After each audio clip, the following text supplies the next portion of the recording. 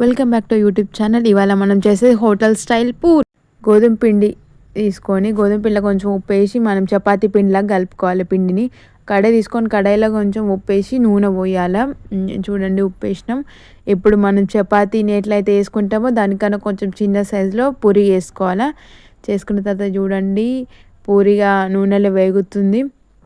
అంటే మనం పచ్చిదనంలో ఉన్నప్పుడు దాన్ని కొంచెం ప్రెస్ చేస్తే పూరిని ప్రెస్ చేస్తే మనం ఏమవుతుందంటే పూరి ఉబ్బుతుంది.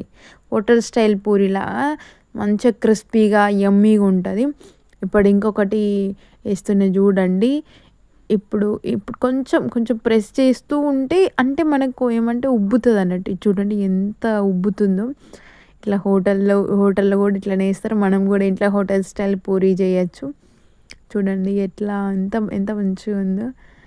ఇక ఇలానే మనం అన్ని చపాతీలు కూడా చేసుకోవాలి. మనం ఎంత పిండి అయిపోయే వరకు ఇట్లానే ప్రెస్ చేసుకుంటూ చపాతీసి వేసుకోవాలి. ఇక చూడండి ఎంత సాఫ్ట్ అండ్ ఎంత క్రిస్పీ. మరిన్ని వీడియోస్ కోసం మన ఛానల్ని సబ్స్క్రైబ్ చేయండి. పక్కనున్న గంట సింబల్ని